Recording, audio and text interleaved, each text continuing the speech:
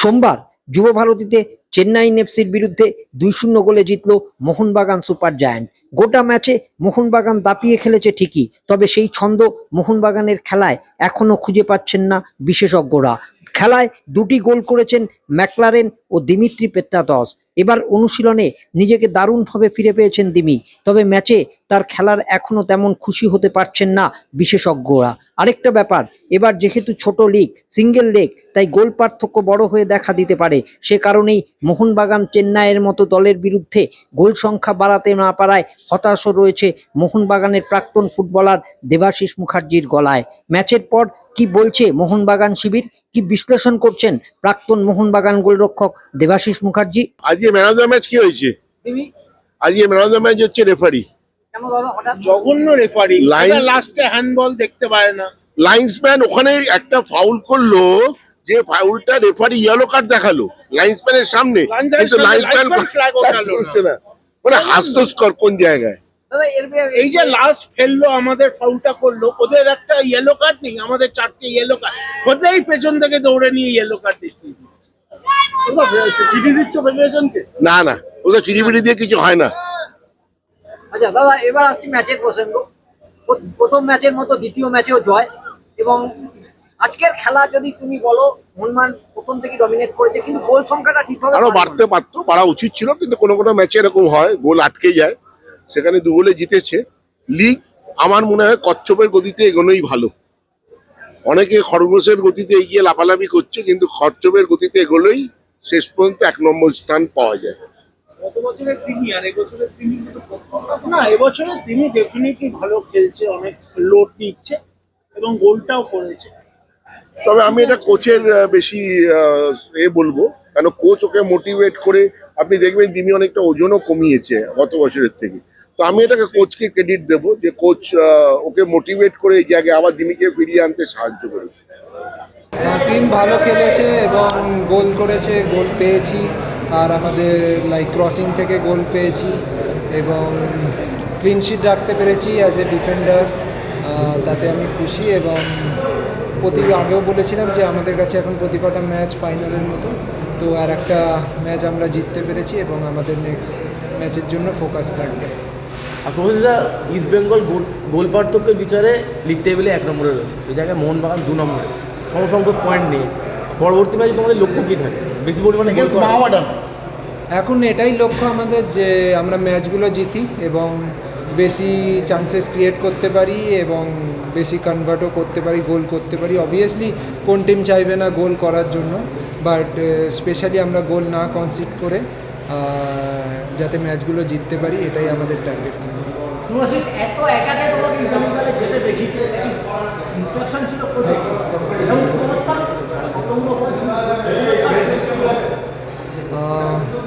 Coach আমায় বলেছে যে অ্যাটাক করার জন্য, তো আমি ট্রাই করছি যতটা পারি অ্যাটাক করতে, বাট ডিফেন্সও সামলাতে হবে যাতে গোল না খাই।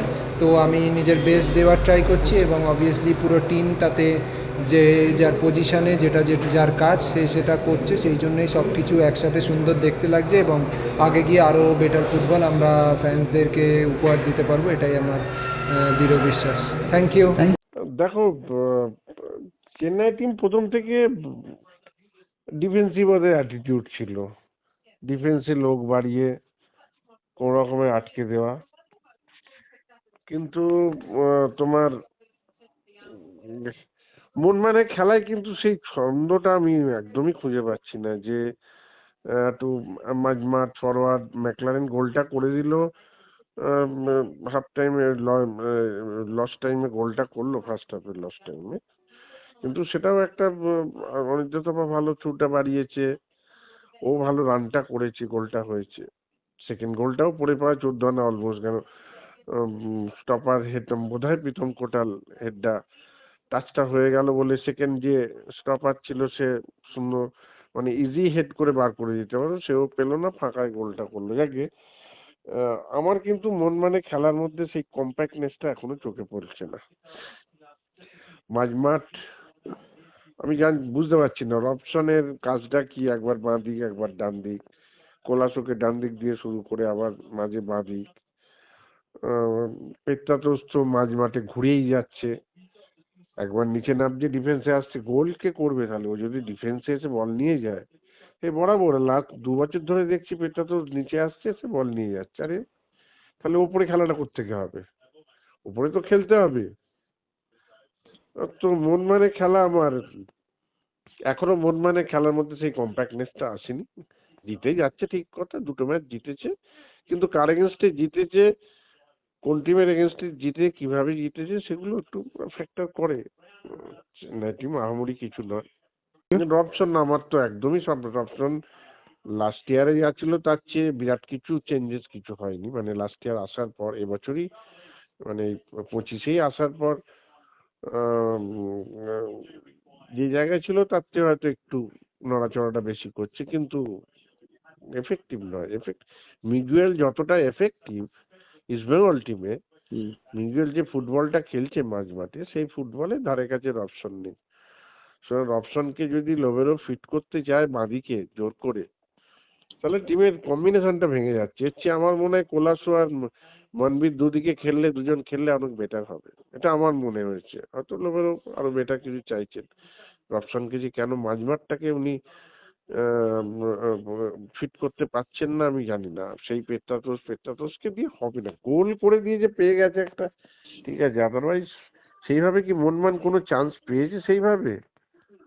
না, সেইভাবে তো আমি দেখলাম না। একটা দারুণ খেলে দারুণ ইয়ে করে 200% এগিয়ে আছে এই মুহূর্তে কেন মিগুয়েল এবং রশিদ, এরা দুজনে মাঝমাঠটাকে এত সুন্দর কন্ট্রোল করে, এবং স্পেশালি মিগুয়েল, ও তো স্কিম করছে পুরো, বাঁদিকে ডান দিকে মধ্যিখানে ফাইনাল পাস বাড়াচ্ছে, দিচ্ছে, খেলাচ্ছে। ওই খেলানোটা কোথায়? মনমান টিমে ওই খেলানোটা করে আপুই একটা জায়গাকে রেখে, অনির্দিষ্টভাবে একটা জায়গাকে রেখে করছে। তাও যদি সাহালকে সামাদকে নিয়ে আসতে থাকে, এক একটা কোচের এক একটা ফ্যাসিনেশন থাকে। এর হয়তো সাহালকে পছন্দ নয়, তাই সাহালকে শেষ 2-3 মিনিটে নামাচ্ছে। আমার মনে হয় সাহাল বেশি এফেক্টিভ হবে মাঝমাঠে, যদি চেষ্টা করেন উনি। আমি জানি না উনি কি করবেন। অনেক বেশি ওটাই দরকার ছিল। আমি বারবার বলে এসেছি, আগেও বলে এসেছি, ওই লাস্ট ইয়ারের সিজনের শেষের দিকেও বলে এসেছি যে মাঝমাঠটাকে অ্যাটাকিং মিডফিল্ডার বা স্কিম করবে মাঝমাঠের ওই জায়গাটা, পেনিট্রেটিং জোনে, সেরকম একটা প্লেয়ার দরকার, যেটা স্টুয়ার্ট করতো। ওইরকম একটা প্লেয়ার দরকার। যে জায়গাটা রবসনের ওই খেলাটা আছে, কিন্তু রবসনকে তো কোচ সেইভাবে করতে হবে। উনি যদি 2টো স্ট্রাইকার নিয়ে খেলবার চিন্তা করেন, তাহলে তো হবে না। 2টো স্ট্রাইকার নিয়ে খেললে 4টেকে কোথায় খেলাবে? ওকে ওই মাঝমাঠে একটা, ফরওয়ার্ডে একটা, ডিফেন্সে 2টো, আর নাহলে অল্টারনেটিভ ডিফেন্সে একটা করে মাঝমাঠে কি আর একটাকে বাড়াতে পারে। মাঝমাঠে তো আর বাড়াবার জায়গা কই? ওই অপশন খেললে তাহলে সামনের দিকে একটা বাড়াবে, পেত্রাতোসকে বাড়াবে, কিন্তু পেত্রাতোসকে দিয়ে খুব একটা লাভ হবে বলে আমার মনে হচ্ছে না। কামিন্স বা পেত্রাতোসকে সেই জায়গাটা উহুম, হবে না। মাঝমাঠ মেন, মানে মাঝমাঠ এই মুহূর্তে খুব প্রবলেমে। মানে যে খেলাটা খেলেছিল সেই লাস্ট ইয়ারে, সেই খেলাটা মনে হয় মাঝমাঠে হচ্ছে না, পাচ্ছি না। কম্বিনেশনটার মধ্যে এখনো সেই কম্প্যাক্টনেসটা আসেনি। আমার মনে হয় মনবিকে ইউজ করা উচিত। লাস্ট 2-3 বছরের যে ফরমেশনটা ছিল, কোনো কোচই তো এই ফরমেশন চেঞ্জ করেননি। মনবির ডান দিকে, বাঁ দিকে কোলাসো, এই ফরমেশনটা ছিল। এই ফরমেশনটাতেই তো সাকসেস পেয়েছে, এই ফরমেশনটাতেই তো গোল পেয়েছে, গোল হয়েছে। আর ম্যাকলারেন মধ্যখানে স্ট্রাইকার হিসেবে থাকবে, ঠিকই আছে। ম্যাকলারেন গোল করে দিচ্ছে, প্রত্যেকদিনই গোল করে দিচ্ছে। শুধু দরকার মাঝমাঠের একটা স্কিমার, যেটা রবসনের জায়গায় যদি একটা ভালো মাঝমাঠের মধ্যখানে খেলার স্কিমার আনতে পারতো, এটা বোধহয় মনমানের ক্ষেত্রে বেটার হতো মনে হয়। কোলাসো ডান দিকে হচ্ছে না সেইভাবে, আবার বাঁ দিকে চলে আসছে। মানে একটা ছেলেকে খেলার স্কোপ দিতে, যে ছেলেটা দীর্ঘদিন খেলে এলো, বাঁ দিকেই তো খেলে এলো কোলাসো, আমরা তো লাস্ট 3 ইয়ার্স তাই দেখলাম।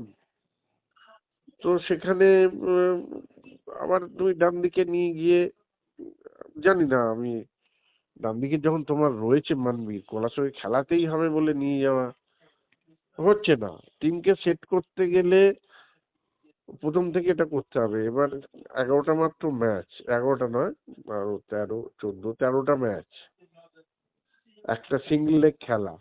ন্যাচারালি এখানে তুমি আর সেকেন্ড স্কোপ পাবে না। তোমাকে যা কিছুই একটা করে খেলা সেখান থেকেই পয়েন্ট আনতে হবে। আর এরা মোটামুটি এখন তলার দিককার টিম, যাদের সঙ্গে খেলা হচ্ছে। নর্থ ইস্ট বলো, নর্থ ইস্টও ইস্ট বেঙ্গল খেলেছে, মোহনবাগান ফার্স্ট খেলো কেরলের সঙ্গে, কেরলও খুব একটা আহামরি টিম নয়, চেন্নাইও আহামরি টিম নয়।